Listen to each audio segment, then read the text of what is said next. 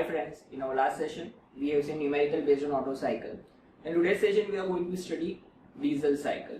This is Faizan Kagvi and I welcome you all to our lecture series of basic mechanical engineering. So let's begin with our main topic, that is diesel cycle. Okay. So now, first of all, giving an introduction based on this cycle. So this cycle has been developed by Dr. Rudolf Diesel in the year 1894, and this cycle is also called as a constant pressure cycle. Why? The reason is that heat addition takes place during constant pressure. Okay, so this cycle totally resembles to our Otto cycle. Otto has taken assumption that there will be 4 strokes. Similarly, Diesel has told that there will be again 4 strokes, that is suction stroke, compression stroke, power stroke and exhaust stroke. It is going to remain same as an Otto cycle, but the only change is that Otto has considered a heat supplement in constant volume, whereas Diesel has told that we are going to supply heat energy keeping pressure constant, that is at constant pressure.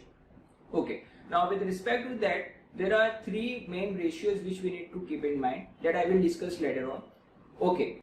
Also, similar assumptions are taken by Diesel, that is, he told working fluid will be air and it is going to behave as an ideal gas. Okay, which means gas laws are applicable, remember that. Then after compression and expansion process will be reversible. Okay, then after mass of air entering a system is equal to mass of air leaving the system, that is mass of working fluid is going to remain constant throughout the system. Okay, now let us first understand the strokes which he told. So he told that during a suction stroke, air is going to enter into a cylinder when the piston moves from its top dead center to bottom dead center. Okay, and when a piston moves from a bottom dead center to top dead center, compression stroke will take place, which means whatever air which has been sucked during the first stroke will be compressed, its pressure will increase, its temperature will increase, whereas its volume is going to reduce. That is when piston moves from BDC to TDC. Okay, in upward direction. 2 strokes will be completed. Okay, so let's understand these strokes on a PV diagram. So on a pressure versus volume diagram, as you can see, the vertical line which is passing through point number 2 is a representation of our top dead center. Okay, and a vertical line which is passing through point number 1 and point number 4. Okay, that is representation of a bottom dead center. So in between space is called a stroke volume. Remember that, stroke volume. Okay, so over here I have not represented point 0. So point 0 is a horizontal line which is passing through point number 1.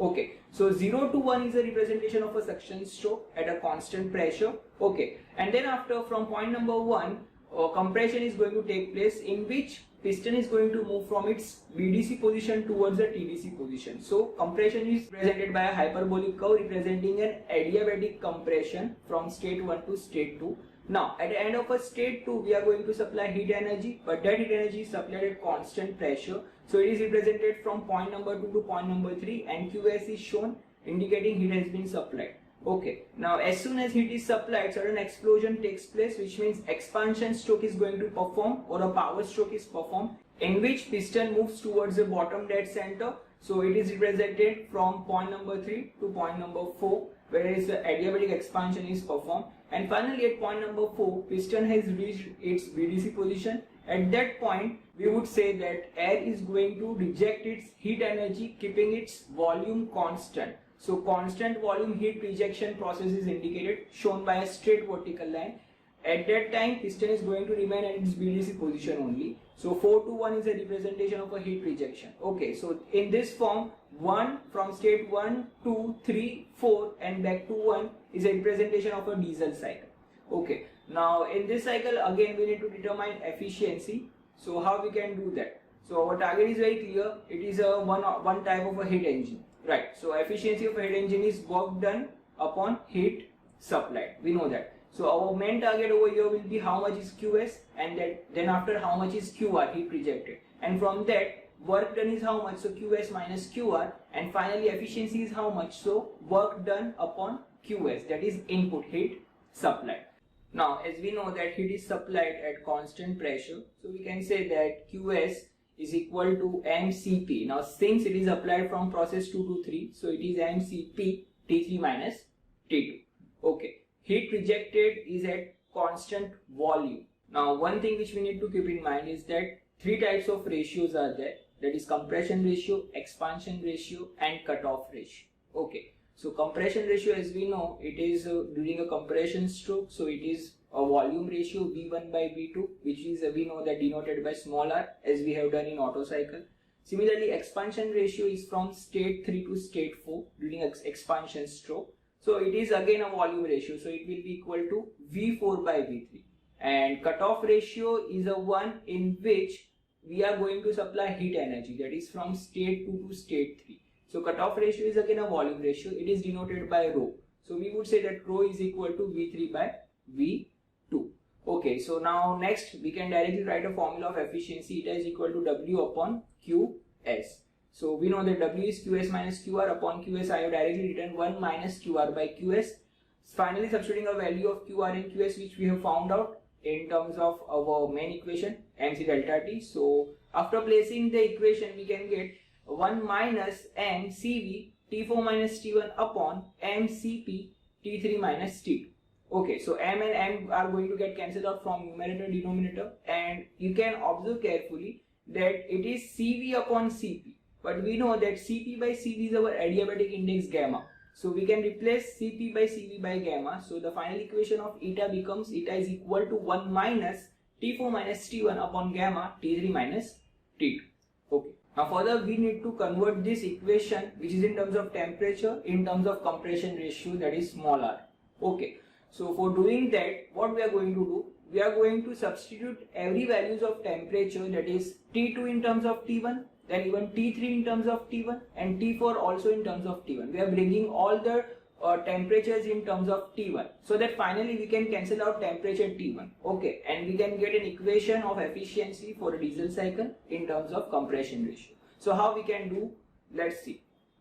So in the next step further, we need to observe our process 1 to 2. So observe carefully. Can we apply TV relation? So T2 by T1 is equal to V1 by V2 raised to gamma minus 1. Now we know that V1 by V2, as I have told, it is compression ratio denoted by small r. So it is equal to R raised to gamma minus 1, making T2 as a subject. So we can say that from this equation, we have obtained T2 in terms of T1. So T2 is equal to T1 R raised to gamma minus 1. Okay. Now observe next process, that is process 2 to 3. That is our constant pressure process.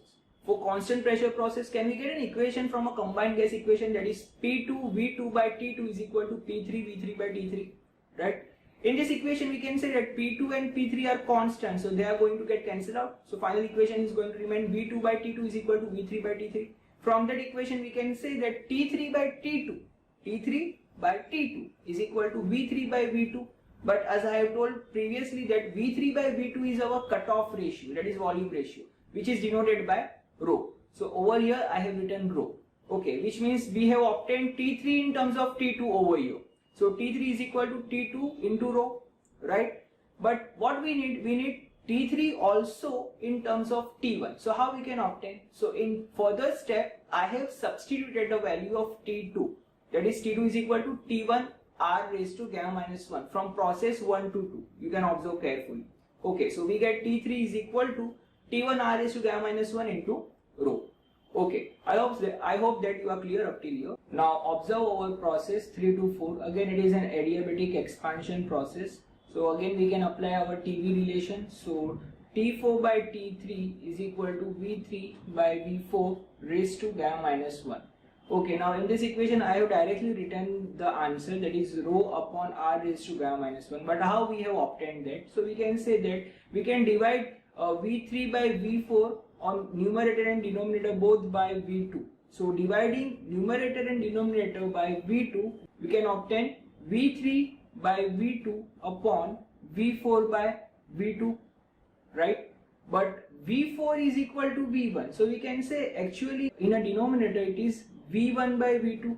Now what is V1 by V2? So we would say it is compression ratio smaller, and in a numerator what is V3 by V2? So V3 by V2 is our cutoff ratio, that is rho. So I have directly written it is equal to rho upon R raised to gamma minus 1. Okay, so in a further step what I have done, I have made T4 a subject, so we can write T4 is equal to T3 into rho upon R raised to gamma minus 1. Now further, as we know that we need to bring T4 in terms of T1. So we can substitute a value of T3 in terms of T1, which we have obtained from our process 2 to 3, right? So observing process 2 to 3, that is T3 is equal to T1 R raised to gamma minus 1 into rho. So by substituting this value, we can get T4 in terms of T1, which is equal to rho raised to gamma into T1. Okay, so this is the value of T4. So remember that we are going to substitute value of T2, T3 and T4 in terms of T1. So our next step, let's see that. So in this step, as you can observe, eta is equal to, I have substituted all the values. So eta is equal to 1 minus 1 upon gamma in a bracket T1 rho raised to gamma minus T1 upon, so in place of T3 I have kept its value, that is T1 rho into R raised to gamma minus 1 minus, in place of T2 I have placed T1 R raised to gamma minus 1, and in a numerator you can see that was T4. So T4 I have kept T1 rho raised to gamma. Okay, now we can say that we can cancel out T1 from a numerator and denominator. So in the next step I have obtained eta is equal to 1 minus 1 upon R raised to gamma minus 1, and in a bracket we get rho raised to gamma minus 1 upon gamma into rho minus 1. So this is our final equation of efficiency for our diesel cycle, and this will be used while solving numerical. So remember that small r is our compression ratio, that is V1 by V2, and rho is our cutoff ratio, that is V3 by V2. Okay, and this equation we can compare with our Otto cycle. So the additional term is our bracket term, that is a cutoff term, rho raised to gamma minus 1 upon gamma into rho minus 1. Now if the question can be asked in this way, that if both the engines, that is Otto cycle engine and diesel cycle engine, has the same compression ratio, so which engine will have a higher efficiency? So we would say that Otto cycle will have higher efficiency. Why? Because the term in a bracket which you can see containing a cutoff ratio will always be greater than 1. Okay, and if that value is greater than 1, so after subtracting from 1, the value of efficiency will be reduced. So definitely the efficiency of Otto cycle will be more than a diesel cycle. Okay, so friends, today we are keeping up till here, and in the next session we will see numerical based on this diesel cycle. So till then, stay tuned and thank you all.